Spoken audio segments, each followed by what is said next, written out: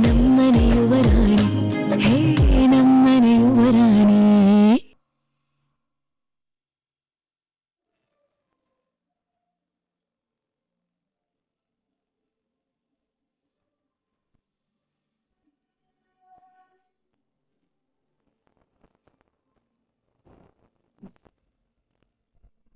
Surprise.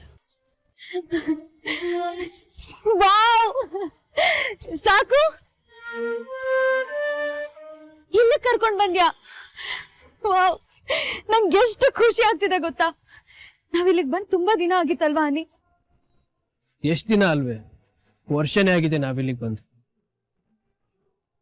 ನಾನು ಯುಕೆಯಿಂದ ಬಂದ್ಮೇಲೆ ನಾವು ಇದೇ ಫಸ್ಟ್ ಟೈಮ್ ಇಲ್ಲಿಗೆ ಬರ್ತಾ ಇರೋದು. ನಾವೆಲ್ಲರೂ ನಮ್ಮ ಕೆಲಸದಲ್ಲಿ ಬ್ಯುಸಿ ಆಗಿದ್ವಿ, ಬರಕ್ ಟೈಮೇ ಇರಲಿಲ್ಲ. ಆದ್ರೆ ಇವತ್ತು ಆ ಟೈಮ್ ಬಂತು, ಅದು ನಮ್ ಕೋಳಿ ಮರಿಯಿಂದ.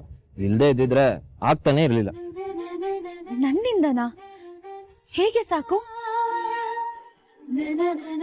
ಅದ್ ಸರಿ, ಇಲ್ಲಿಗೆ ಯಾಕೆ ಕರ್ಕೊಂಡ್ ಬಂದೆ? ಅದು ಇಷ್ಟೊತ್ತಲ್ಲಿ ಇದ್ದಕ್ಕಿದ್ದ ಹಾಗೆ? ಸುಮ್ನೆ ಖುಷಿಗೆ. ಸುಮ್ನೆ ಖುಷಿಗ? ಹ್ಞೂ, ಮತ್ತೆ ಅಮ್ಮ ನಾವು ಚಿಕ್ಕವರಿದ್ದಾಗ ಇಲ್ಲಿ ಏನಕ್ಕೆ ಕರ್ಕೊಂಡು ಬರ್ತಿದ್ರು ನೆನ್ಪಿಸ್ಕೊ. ಖುಷಿಯಾಗಿದ್ದಾಗ, ಖುಷಿ ಆಗ್ಬೇಕಾದಾಗ, ಇವತ್ತು ಅದಕ್ಕೆ ಬಂದಿದ್ದೀವಿ. ಏನು ಇವತ್ ಖುಷಿ ಆಗ್ತಿದ್ಯಾ ನಿಮ್ಗೆ?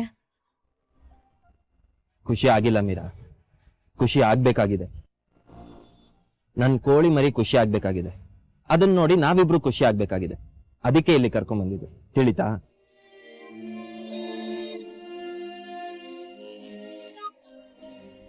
ಹೇ ಮೀರಾ, ಯಾಕೆ ಹೀಗಳ್ತಿದ್ಯಾ? ನೀನ್ ಅಳೋದಾ? ಯಾವಾಗ ಕಲ್ತೆ ಇದನ್ನೆಲ್ಲ? ಥೋ ತೋ ತೋ ತೋ, ನನ್ಗಂತೂ ಇದನ್ನೆಲ್ಲ ನೋಡಕ್ಕಾಗಲ್ಲ. ನೀನ್ ಯಾವಾಗ್ಲೂ ಹಠ ಮಾಡ್ತಿರ್ಬೇಕು, ಜಗಳ ಆಡ್ತಿರ್ಬೇಕು, ವಾದಿಸ್ತಿರ್ಬೇಕು, ರಚ್ಚೆ ಹಿಡಿದು ನಮಗ್ ಕಾಟ ಕೊಡ್ತಿರ್ಬೇಕು. ಹಾಗಿದ್ರೇನೆ ಚಂದ. ಈ ತರ ಅಳ್ತಿದ್ರೆ ಚೆನ್ನಾಗ್ ಕಾಣಲ್ಲ. ನೀನ್ ಹೀಗೆ ಅಳ್ತಿದ್ರೆ ವಾಪಸ್ ಕರ್ಕೊಂಡು ಹೋಗ್ತೀನಿ ನೋಡು. ಇಲ್ಲ ಇಲ್ಲ, ನಾನು ಅಳಲ್ಲ. ಇದು ಇದು ನಮ್ಮ ಮೀರಾ ಅಂದ್ರೆ. ಹೌದು ಮೀರಾ, ಯಾಕೆ ಅಳ್ತೀಯ?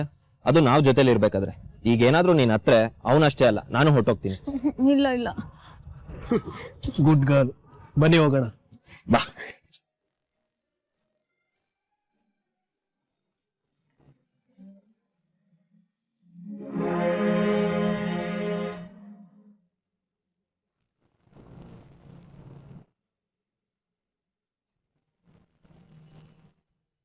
ನಾನು ಮೊದಲೇ ಹೇಳಿದ್ದೆ, ಅವಳನ್ನ ಈ ಮನೆಯಿಂದ ದೂರ ಮಾಡೋದಕ್ಕೆ ಸಾಧ್ಯನೇ ಇಲ್ಲ ಅಂತ. ಆದ್ರೆ ಏನ್ ಮಾಡೋದು, ಕೆಲವೊಂದ್ಸಾರಿ ನನ್ನ ಮಗಳಿಗೆ ತಾನೇ ಸರಿ ಮಾಡ್ತಿದ್ದೀನಿ ಅನ್ನೋ ಹಠ ಬಂದ್ಬಿಡುತ್ತೆ. ಆವಾಗ ಯಾರು ಏನೇ ಹೇಳಿದ್ರು ಕೇಳೋದಿಲ್ಲ. ಎಲ್ಲಾ ಟೈಮಲ್ಲೂ ನಾವೇ ಸರಿ ಮಾಡ್ತಿದೀವಿ ಅಂತಂದ್ರೆ ನಾವು ಮೋಸ ಹೋಗ್ತೀವಿ ಮಗಳೇ. ನಾವೆಷ್ಟೇ ಜನರಾದ್ರೂ ಕೆಲವೊಂದ್ಸಾರಿ ದೊಡ್ಡವ್ರ ಮಾತನ್ನು ಕೇಳ್ಬೇಕು. ಯಾರಿದು ಈ ತರ ಪೇಜ್ ಮಾಡಿಸಿದ್ದಾರೆ? ನೀನ್ ಮೀರಾ ಮುಂದೆ ವಿಷಯ ಹೇಳಿ ತಪ್ಪು ಮಾಡ್ಬಿಟ್ಟೆ ಅಹಲ್ಯ. ನೀನ್ ಮಾಡಿದ್ದು ಹೇಗಿತ್ತು ಗೊತ್ತಾ? ಕಳ್ಳನೇ ನಾನು ಕಳ್ತನ ಮಾಡೋಕ್ ಬಂದಿದ್ದೀನಿ ಅಂತ ಹೇಳ್ಕೊಂಡಂಗಿತ್ತು. ಇಲ್ಲ ಅಂತಿದ್ರೆ ಇಷ್ಟೊತ್ಗಾಗ್ಲೇ ನಮ್ ದಾರಿ ಸಮೀಪ ಆಗಿರೋದು. ಎಡವಟ್ ಮಾಡ್ಬಿಟ್ಟೆ ನೀನು. ಛೆ, ಇಲ್ಲೂ ಒಂದ್ ಪೇಜ್ ಮಾಡಿಸಿದ್ದಾರೆ ಪಾಪಿಗಳು. ಚಿಕ್ಕಪ್ಪ, ಈ ಜನಕ್ಕೆ ಬುದ್ಧಿನೇ ಇಲ್ಲ ನೋಡಿ. ಪುಸ್ತಕನೂ ಒಂದ್ ಮಗು ಅಂತ ಯಾವಾಗ ಗೊತ್ತಾಗತ್ತೆ ಇವರಿಗೆಲ್ಲ? ಏನ್ ಮಾತಾಡ್ತಿದ್ಯಾ ಅಹಲ್ಯ?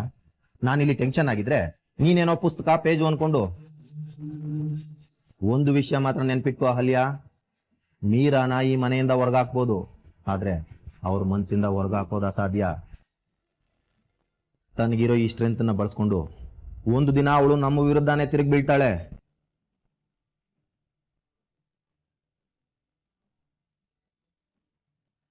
ಚಿಕ್ಕಪ್ಪ, ವರಿ ಮಾಡ್ಕೋಬೇಡಿ. ಈ ಪುಸ್ತಕ ಓದಿ, ನಿಮ್ ಗೊಂದಲ ಎಲ್ಲ ಪರಿಹಾರ ಆಗತ್ತೆ. ಅಷ್ಟು ಓದೋದಕ್ಕೆ ನಿಮಗೆ ಕಷ್ಟ ಆಗ್ಬೋದು. ಕೆಲವು ಇಂಪಾರ್ಟೆಂಟ್ ಪೇಜಸ್ನ ಮಾರ್ಕ್ ಮಾಡಿದ್ದೀನಿ, ಅದನ್ನಾದ್ರೂ ಓದಿ, ಸರಿನಾ?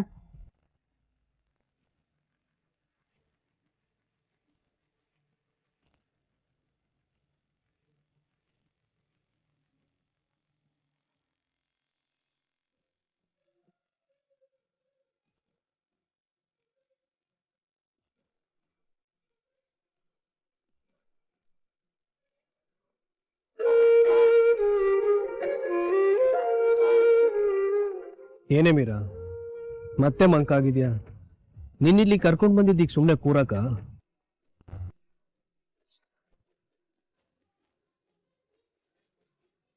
ಯಾವ್ದಾದ್ರೂ ಹಾಡು ಹಾಡು ಮೀರಾ. ಹಾಡ ಈಗ್ಲಾ? ಹೂನಮ್ಮ, ಮೊದ್ಲು ಬಂದಾಗ ಆಡ್ತಾ ಇರ್ಲಿಲ್ವಾ? ಏನ್ ಇದೇ ಫಸ್ಟ್ ಟೈಮ್ ಕೇಳ್ತಿರೋ ರೀತಿ ಮಾತಾಡ್ತೀಯ? ನೀನ್ ಹಾಡ್ ಕೇಳಿ ಖುಷಿ ಪಡೋಣ ಅಂತ ನಾವು ನಿನ್ನ ಇಲ್ಲಿ ಕರ್ಕೊಂಡ್ ಬಂದ್ರೆ ಈ ರೀತಿ ಕೇಳೋದ? ಪ್ಲೀಸ್ ಹಾಡೆ, ಹಾಡು ಮೀರಾ. ಹಾಡು ಮೀರಾ. ಅವಾಗ ಹಾಡ್ತಿದ್ಯಲ್ಲ, ಆಕಾಶ ದೀಪವು ನೀನು ಅಂತ, ಅದನ್ನ ಈಗ್ಲೂ ಹಾಡಬಾರ್ದಾ? ಆಕಾಶ ದೀಪವು ನೀನು, ನಿನ್ನ ಕಂಡಾಗ ಸಂತೋಷವೇನು. ಆಕಾಶ ದೀಪವು ನೀನು, ನಿನ್ನ ಕಂಡಾಗ ಸಂತೋಷವೇನು. ಆ ನೋಟದಲ್ಲಿ ಹಿತವೇನು, ಮರೆಯಾದಾಗ ನೋವೇನು. ಆಕಾಶ ದೀಪವು ನೀನು, ನಿನ್ನ ಕಂಡಾಗ ಸಂತೋಷವೇನು. ಆ ನೋಟದಲ್ಲಿ ಹಿತವೇನು, ಮರೆಯಾದಾಗ ನೋವೇನು. ಆಕಾಶ ದೀಪವು ನೀನು, ನಿನ್ನ ಕಂಡಾಗ ಸಂತೋಷವೇನು. ನಿನ್ನ ಕಂಡಾಗ ಸಂತೋಷವೇನು. ಸೂಪರ್ ಕಣೆ ಮೀರಾ. ನಿನಗೆ ನೆನಪಿದ್ಯಾ ಮೀರಾ? ನಾನು, ನೀನು, ಅನಿ, ಅಮ್ಮ ಯಾವಾಗಲೂ ಇಲ್ಲಿಗೆ ಬರ್ತಿದ್ವಿ. ಅಮ್ಮ ಯಾವುದಾದ್ರೂ ಒಂದು ಹಾಡು ಹಾಡೋರು. ಆದರೆ ನನಗೆ ಅನಿಗೆ ಹಾಡು ಕೇಳೋದಕ್ಕಿಂತ ಆಟ ಆಡೋದೇ ಇಷ್ಟ. ಆದರೆ ನೀನು ಅಮ್ಮನ ಪಕ್ಕ ಕೈ ಕಟ್ಕೊಂಡು ಕೂತ್ಕೊಂಡು ಶ್ರದ್ಧೆಯಿಂದ ಹಾಡು ಕೇಳ್ತಿದ್ದೆ. ಸ್ಕೂಲಲ್ಲಿ ಮಕ್ಕಳು ಕೂರೋತಾರ, ಅದಕ್ಕೆ ಅನ್ಸುತ್ತೆ ಮೀರಾ ಅಮ್ಮನ ಥರ ನೀನು ಚೆನ್ನಾಗಿ ಆಡ್ತೀಯ. ಹೇ, ಸುಳ್ಳು ಹೇಳ್ಬೇಡ ಅನಿ. ಅಮ್ಮನಷ್ಟು ಚೆನ್ನಾಗಿ ಯಾರೂ ಹಾಡೋಕ್ಕೆ ಸಾಧ್ಯನೇ ಇಲ್ಲ. ಹೌದು, ಆದರೆ ಅದು ಹೇಗೋ ಗೊತ್ತಿಲ್ಲ, ಅಮ್ಮನ ಧ್ವನಿನೇ ನಿಂಗೂ ಬಂದಿದೆ. ಅದಕ್ಕೆ ನೀನು ಹಾಡ್ದಾಗೆಲ್ಲ ಅಮ್ಮ ನೆನಪಾಗ್ತಾರೆ, ಈ ಜಾಗ ನೆನಪಾಗುತ್ತೆ. ಅಮ್ಮನ ಪಕ್ಕ ಶ್ರದ್ಧೆಯಿಂದ ಕೂತು ಹಾಡು ಕೇಳ್ತಿತ್ತಲ್ಲ, ಆ ಮುದ್ದು ಕೋಳಿ ಮರಿ ಕಣ್ಮುಂದೆ ಬರುತ್ತೆ. ಶಾಂತಲಮ್ಮ ಎಷ್ಟು ಚೆನ್ನಾಗಿ ಹಾಡು ಹೇಳ್ತಿದ್ರಲ್ವ ಸಾಕು. ಅವ್ರು ಹಾಡು ಹೇಳ್ತಿದ್ರೆ ಕೇಳ್ತಾನೆ ಇರಬೇಕು ಅಂತ ಅನ್ನಿಸ್ತಿತ್ತು. ಈಗಲೂ ಕೂಡ ಅವ್ರು ಹೇಳ್ತಿದ್ದ ಹಾಡೆಲ್ಲ ನಮ್ಮ ಕಿವಿಲ್ ಹಾಗೆ ಕೂತಿದೆ ಗೊತ್ತಾ. ಬೇಕಾದಾಗ ಬಾಯಿಗೆ ಬರುತ್ತೆ, ಕಷ್ಟಪಡೋ ಪ್ರಮೇಯನೇ ಇಲ್ಲ. ನನ್ನ ಮನಸ್ಸಲ್ಲೇ ಕೂತು ನನ್ನ ಕೈಲಿ ಹಾಡು ಹೇಳಿಸ್ತಿದ್ದಾರೆ ಅಂತ ಅನ್ಸುತ್ತೆ. ಈಗಲೂ ಕೂಡ ಸುಮ್ಮನೆ ಹಾಗೆ ಬಂದಿಲ್ಲಿ ಕೂತ್ರೆ ಶಾಂತಲಮ್ಮ ಹಾಡು ಹೇಳ್ತಿರೋದು ಕೇಳಿಸುತ್ತೆ ಗೊತ್ತಾ. ಅಮ್ಮನ ಹಾಡು, ಅಮ್ಮನ ನೆನಪು ಜೀವಂತವಾಗಿರೋ ಜಾಗ ಇದು. ಅಣ್ಣ, ಈ ಜಾಗ ಯಾಕೆ ಹೀಗೆ ಎಷ್ಟೊಂದು ನೆನಪುಗಳು ಹೊತ್ಕೊಂಡು ಬರ್ತಾ ಇದೆ. ಇಷ್ಟು ದಿನ ಈ ನೆನಪುಗಳೆಲ್ಲ ಎಲ್ಲೋಗಿತ್ತು. ಯಾಕೋ ಮನಸ್ಸು ಭಾರ ಆಗ್ತಾ ಇತ್ತು, ಒಂಥರ ಹಗುರನೂ ಆಗ್ತಾ ಇದೆ. ಇದು ಖುಷಿನೋ ದುಃಖನೋ ಒಂದು ಗೊತ್ತಾಗ್ತಾ ಇದೆ. ಅದು ಹಾಗೆ ಅನಿ, ಕೆಲವೊಂದು ನೆನಪುಗಳು ಖುಷಿನೂ ಅಲ್ಲ, ನೋವು ಅಲ್ಲ, ಹಗುರನೂ ಅಲ್ಲ, ಭಾರನೂ ಅಲ್ಲ, ಎರಡು ಬೆರೆತು ಹೋಗಿರೋ ಭಾವ.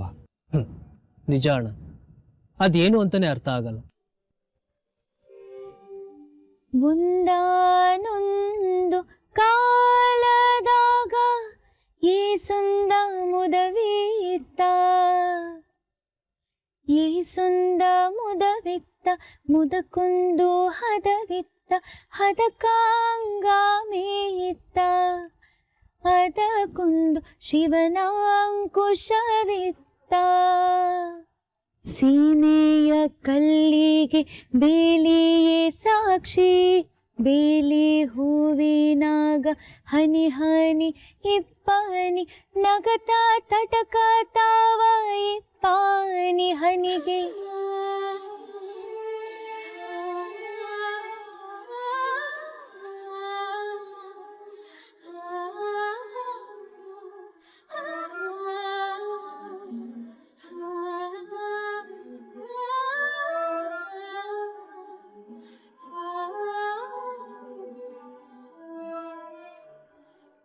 ಸಂಜೆ ಮುಂಜಾನೆ ಮಂಜು ಮೂಡಿದರ ಮಂಜು ಕೆಂಪಾಗಿ ಇತ್ತ ಆಳದ ಹಳಗವಿ ಬೆಳಕ ನುಟ್ಟಾವು ಹಾಳ ಬಾವಿಗೆ ಕಣ್ಣು ಬಂದಾವು ಬೇಲಿಯ ಮೇಲೆ ನೀಲಿಯ ಹೂವು ಬೇಲಿಯ ಮೇಲೆ ನೀಲಿಯ ಹೂವು.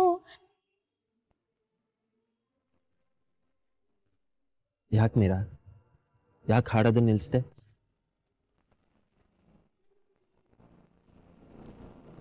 ಏ ಮೀರಾ, ಅಳ್ತಾ ಇದ್ಯಾ? ಯಾಕೆ? ಏನಿಲ್ಲ ನೀ ಏನು ಇಲ್ದೆ ಈ ರೀತಿ ಯಾರು ಅಳ್ತಾರ? ಹಳೇದೆಲ್ಲ ನೆನಪಾಗಿ ಸ್ವಲ್ಪ ಎಮೋಷನಲ್ ಆದ ಅಷ್ಟೆ. ಅಯ್ಯೋ ಹುಚ್ಚಮ್ಮ, ಇದಕ್ಕೆಲ್ಲ ಯಾರಾದ್ರೂ ಅಳ್ತಾರ? ನಾವಿಬ್ರು ಎಷ್ಟು ಗಾಬರಿ ಆದ್ವಿ ಗೊತ್ತಾ? ಏಯ್, ನೀನ್ ಖುಷಿಯಾಗಿರ್ಲಿ ಅಂತ ನಾವಿಲ್ಲಿ ಕರ್ಕೊಂಡ್ ಬಂದ್ವಿ.